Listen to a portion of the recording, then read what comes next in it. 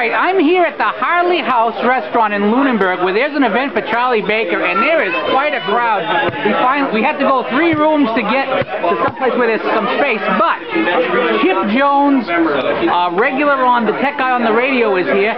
Chip, what do you think of the crowd and what do you think of the response here? A lot more people than I expected. Well, first off, Pete, usually we have the veil of radio to keep our faces off of these things. So now the veil has been taken away, and the guy who's only good for radio is back on video. Well, if you want, it's a great crowd. It's a great group. It's a great cause.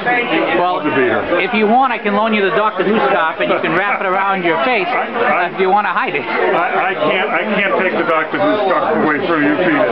It's you. All right. Now there seems to be, as I said, a lot of familiar faces here. I see people from the Tea Party. I see people here from the Pittsburgh Republican Committee, and a lot of other people. How's the response for Charlie Baker from what you've seen? I've actually seen very, very little opposition to Charlie Baker. I've seen an enormous amount of support for Charlie Baker coming from all sides of the political spectrum,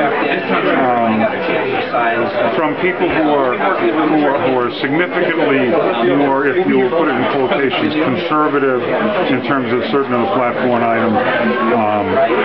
There's just a really broad-based support is what I say. Okay, why do you support Charlie Baker? Very simply, it's very simple. Charlie Baker is the gentleman who left state government a number of years ago and took over as Chief Executive Officer of Harvard Pilgrim Healthcare.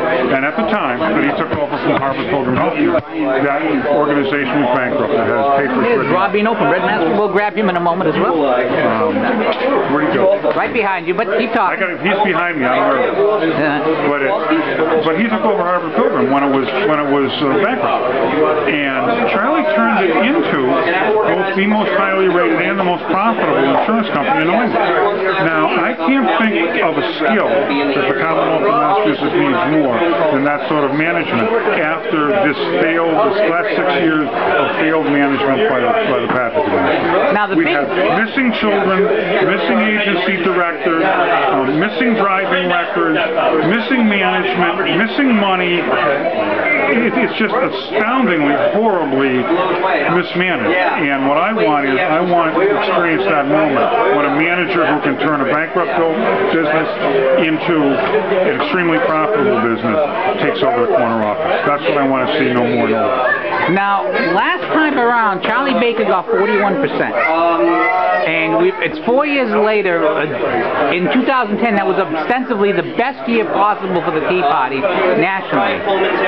Of course, you also had a third candidate who was coming out strong pro-life, and he drew quite a few pro-life votes because, if you've got 2 pro-abortion candidates, you got to vote pro-life if you can. What should Charlie Baker do to attract that other 9% that he's going to need to win? Well, quite frankly, first off, if you remember, what would your advice be? 4 years ago, you had a Democrat who went independent and claimed to be a fiscal conservative, in spite of the fact that he was mayor of Quincy, raised every single tax that he could get his mitts on, used the power of government and the government's money to run his own campaign, and was actually indicted for it, who ran as a third-party candidate and ran essentially against Charlie's platform. Giving him back those votes, he wins. Number one. Number two. So what do I think Charlie needs to do differently? I think that he needs to be Charlie Baker.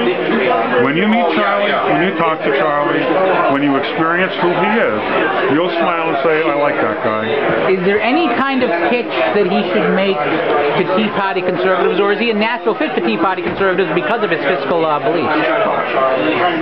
I am better capable of cutting waste, fraud, abuse, and duplication in government because I've done it, both in government as the Undersecretary of Health and Human Services. There were 400 people when he went in as Undersecretary of Health and Human Services. There were 400 people, just like there are today, in welfare hotels. Within 6 months, there were zero people in welfare hotels. The highest cost homeless shelter in the Commonwealth. But now you'd think that might be cutting services to people who need it. It wasn't. They moved them out of welfare hotels by doing this neat little thing called finding them homes. And finally, I understand you're going to be at CPAC as I was. Anything in particular you're hoping to see or do there? Well, my firm has a candidate in the 2nd Congressional District, Evan Evans, and I'm going on behalf of that. It's my job. It's what I do.